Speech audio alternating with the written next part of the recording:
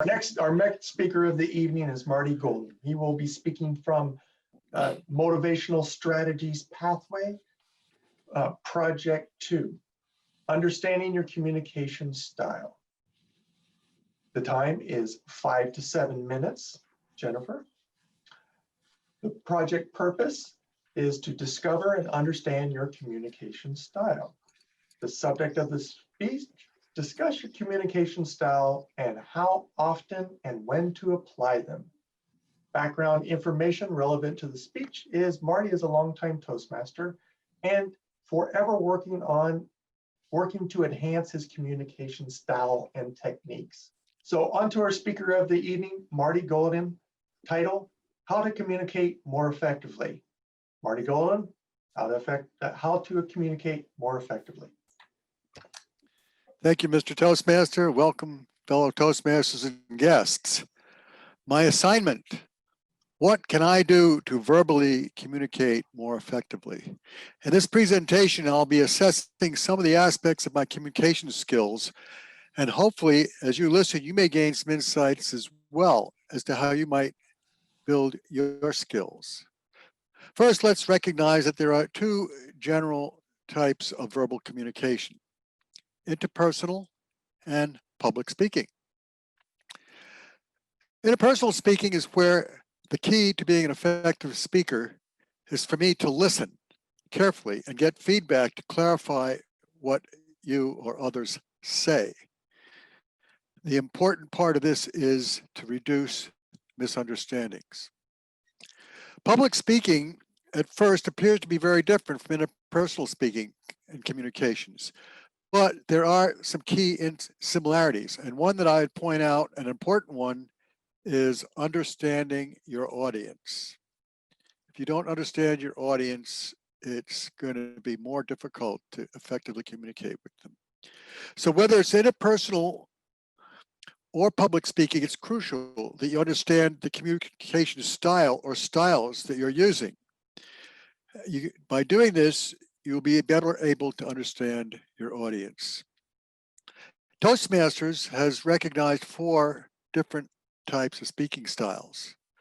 Direct, which is focused and results-oriented. Analytical, precise and disciplined, involves facts and figures. Initiating, social and persuasive.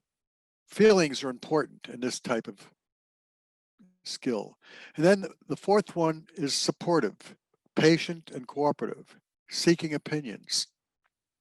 I try to use all 4 of these speaking skills depending on the situation.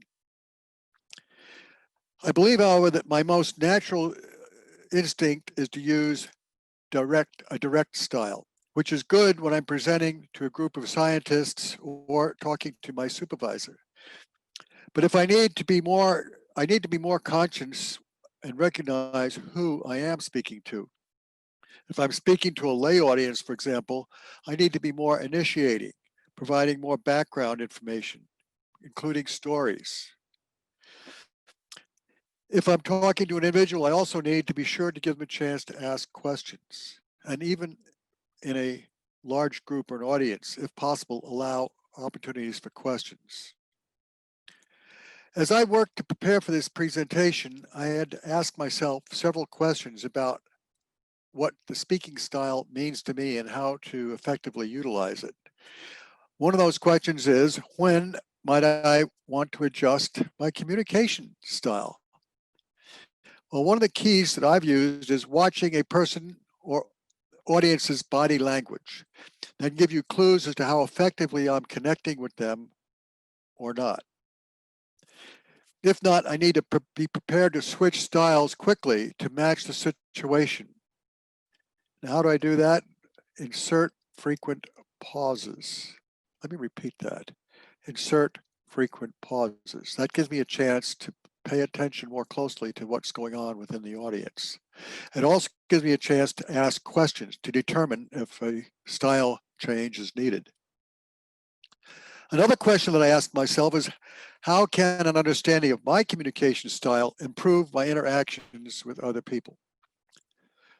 Well, knowing that I generally am direct and analytical helps me to realize that I need to be more initiating and supportive to ensure that I'm creating an optimal connection with the person or people that I'm speaking with in the audience.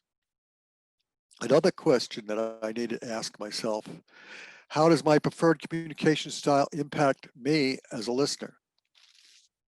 And as a listener, I may often overlook the cues from my audience or the person I'm speaking with if they're not direct and analytical. And this in turn can cause me to miss key feedback opportunities that would allow me to alter my communication styles again to become a more effective communicator.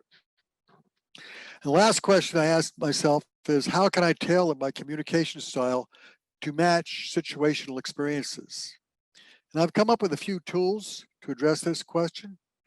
One is getting to socialize with the person before focusing on the topic for discussion, allowing me then to get a better feeling for their communication style and then allowing me to adapt my style to theirs. Other ways to address this question would be to get the person's bio or some feedback from one of their friends. For a public speaking setting, I like to research the group I will be speaking to and get a general feeling for who they might be. Interests, age, gender, place of residence, nationality, etc. I also try to get to the speaking venue early, just not to assess the speaking area, but also to mix with some of the attendees to build on my understanding of who they are. So from what I've said this evening, I hope you've got an idea of how this assignment helped me understand my communication styles. This assessment has given me a much clearer understanding of the styles and how I employ them. Armed with this information, I hope I'll become a better communicator. And similarly, if you assess your communication styles, you may enhance your own communication skills as well. Mr. Toastmaster. If you like that video, If you enjoyed this video, Please click the like and the subscribe button below. and subscribe. If you want to find out more about Helmsman 770, and if you want to find out more about Helmsman 770, please follow us on Facebook, You can find us on Twitter Instagram, and also Meetup. Just search our call sign at Helmsman 770. Helmsman 770. at Helmsman 770. At Meetup, you'll find information about our meeting schedules and the fun plans that we have.